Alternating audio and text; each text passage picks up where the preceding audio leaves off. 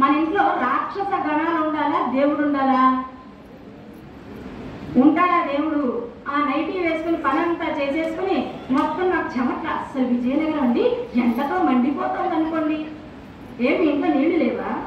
2 సార్లు స్నానం చేస్తే ఏమన్నా మన దగ్గర ఏముంది ఇప్పుడు? ఆలస్యం.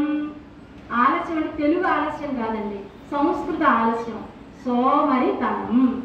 ఇది మన దగ్గర ఉందంట. ఈ సోమరితనం పోతేనే భగవంతుడు మన దగ్గర లభిస్తాడు. సోమరితనాన్ని మనం వదలమంటే వదలలేమండి.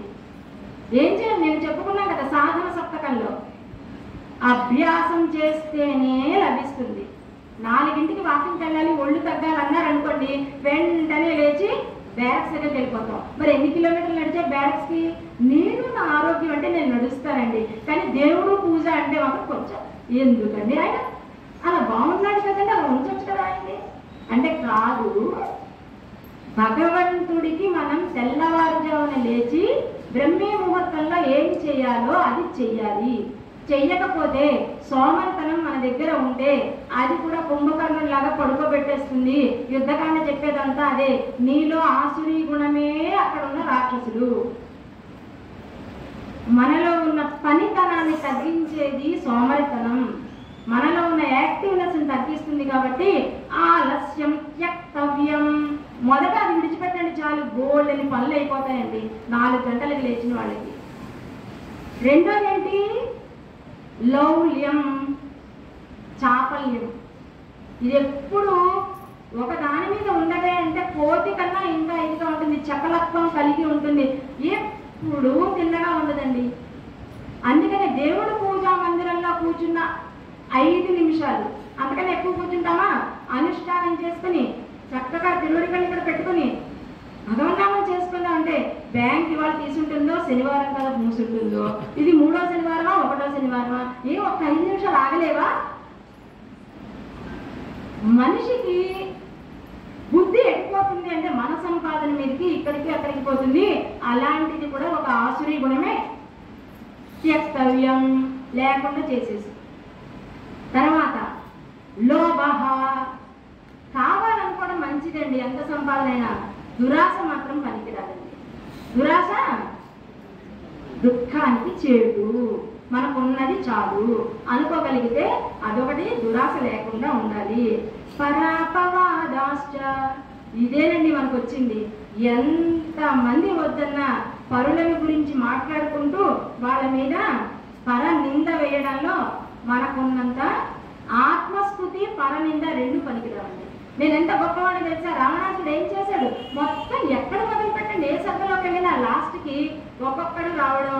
ఒక అకంపరుడు వెళ్ళిపోతుంటే ఇగో సూర్యుడు వచ్చినా, ఇంద్రుడు వచ్చినా, చంద్రుడు వచ్చినా, ఏ దేవత వచ్చినా, ఎలాంటి వాడైనా నేను వాడిని లేకుండా ఎందుకంటే ప్రతి సభలోనే రావాలా ఇది? ఆ రావణాసుడిని చూస్తే ఒళ్ళు మండిపోతుంది. ఒక్కొక్క సభ చూస్తే ప్రతి సభలోకి చెప్తాడండి. ఎప్పుడెప్పుడు రావణాసుడు మాట్లాడాడు? ఒకసారి యుద్ధకాండ తీయండి మీరు. యుద్ధకాండలో ప్రతి దగ్గర నేనంత గొప్పవాడినో చెప్తాడు. ఆ దుర్బలుడు అంటూ ఉంటాడు. నీకే తెలుసయ్యా ఆయన దుర్బలుడో కాదు అని ఇక్కడున్న టీం అందరికీ మండిపోతూ ఉంటుంది. రాముడు అంటే ఏంటో మేము చూసొచ్చాం, ఆయన ఏం దుర్బలుడు కాదు. పరులని నిందిస్తూ ఉంటాడు, తనని తను పొగుడుకుంటూ ఉంటాడు. ఈ పర నింద అనే దానికి సీతమ్మ తల్లే చెప్పిందండి, ఈ పని చేస్తే క్షమించడం అనేది ఉండదంటండి భగవంతుడు. కానీ మనకు అది ఒక్కటి తెలియకే పరులని ఎప్పుడు అసలు నువ్వు చూసావా? ఎప్పుడైనా నీ కళ్ళతో నువ్వు చూసావా? చూడలేదు. అవతల వాడు చెప్పింది నమ్మేస్తావు. ఒక ఇద్దరు కూర్చోబెట్టి ఏది మంచి ఏది చెడు అనగలుగుతావా? అలా అనమంట. ఎవరో చెప్పారు, అది మళ్ళీ తీసుకొని ఇంకొకరికి చెప్పడం, అది మళ్ళీ తీసుకొని ఇంకొకరికి చెప్పడం. ఈ చెప్పడం వలన ఏమవుతుంది అంటే, నిన్నెవరో అడిగారు దిగిపోతుంటే దిక్కండి మళ్ళీ వెళ్ళి కూర్చుండి అన్నారు. ఆవిడెవరో కనిపిస్తున్నారు ఇక్కడ, చెప్పకూడదు మళ్ళీ బాగోతుంది, ముందే కథ చెప్పండి. ఎందుకమ్మా అంటే మీరు చెప్పిన కథ మా అమ్మగారికి ఫోన్లో చెప్పానండి. అబ్బో ఇలా మన గుణాన్ని మార్చుకోవాలా అన్నారు అని. మళ్ళీ కథ చివరిలో గుర్తుంది, మంగళం కౌసలేందా అని చెప్పి ఆయన మంగళం పాడాలనిపిస్తుంది. అనగా అనగా అనగా ఒక ఊళ్ళో ఒక జమీందారు గారు ఉన్నారు. ఆ జమీందారు గారు ఎప్పుడు అనుకోలేదండి, ఇంత సంపాదించాను కదా, ఈ సంపాదన అంతా ఎవరికైనా భోజనం పెడితే మంచిదని చెప్పారే, అన్నిటికంటే తదీయ ఆరాధనే మంచి ఫలాన్ని భోజనాలు ఇస్తుంది అని చెప్పారు కాబట్టి నేను భోజనాలు పెడతాను, ఊరంతా రేపు వండుకోకండి, మా ఇంటి దగ్గరే భోజనాలు అని చెప్పారు. సరే, ఊళ్ళో వాళ్ళందరూ మరి అరుగులు ఉండేవి కదండి, పూర్వం రచ్చబండ అని ఒకటి ఉండేది, ఓ మర్రి చెట్టు దాని చుట్టూలో ఉండేది. ఏంటో జమీందారు గారికి ఎప్పుడూ లేదు, ఇలాంటి బుద్ధి పుట్టింది, ఎంత బాగా అనేది. ఈ సొమ్మంతా తినే బయట పడేయకుండా మనకి పెడుతున్నారు నలుగురికి, హాయిగా రేపు వంట చేసుకోక్కర్లేదు అనుకున్నారు. భోజనానికి ఊరంతా సిద్ధమైపోయారండి. ఈ ఊరు వాళ్ళంతా భోజనానికి సిద్ధమైతే చెయ్యనిది లేదు. మన కళ్యాణ వెంకటేశ్వర ఆలయం వాళ్ళు ఇక్కడ పెడుతున్నారు కదా, ఏ రోజు ఇది పెట్టలేదని లేదు, అన్ని రోజులు అన్ని రకాలు తినిపిస్తున్నారు అంటున్నారే, అలాగా అన్ని వంటకాలు చేయించారండి. మొదటి బ్యాచ్ వచ్చారు, మరి పెద్దల లాంటి వాళ్ళకి మొదటి బ్యాచ్లో పెట్టాలి కదా, బ్రాహ్మణులందరినీ పిలిచారు, భోజనాలు పెట్టించేశారు. మొదటి బ్యాచ్ అయిపోయింది, రెండో వాళ్ళ లైన్ అంతా ఉన్నారు, ఊరంతా ఉన్నారు. మొదటి బ్యాచ్ తిని చెయ్యి కడుక్కున్నారు, చెయ్యి కడుక్కున్న పక్కకెళ్ళి అందరూ చచ్చిపోయింది.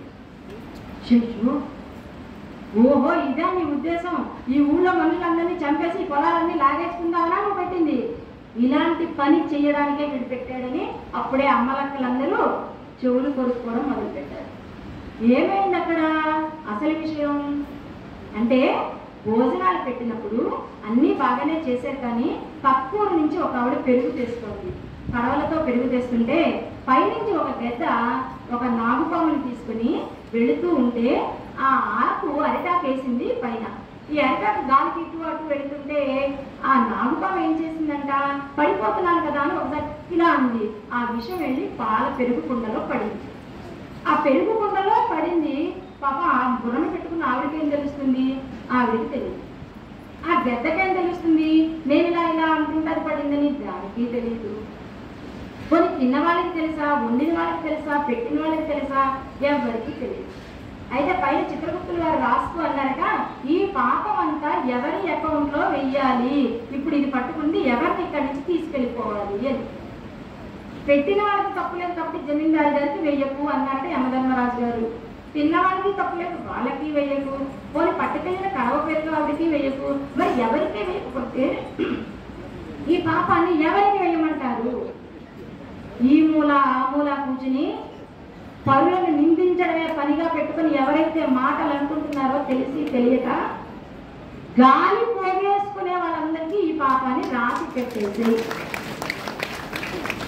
రోజు మొత్తం మీద 24 గంటలు మనం మాట్లాడితే ఎంత పెద్దవాళ్ళమైనా అరగంట విన్నదే ఎవరో చెప్తే మాట్లాడతాను తప్ప ఆ అరగంట భగవన్ నామాన్ని చేస్తూ భగవంతుడి మీద దృష్టి పెట్టుకుంటే అది దైవీ గుణం అయ్యేది.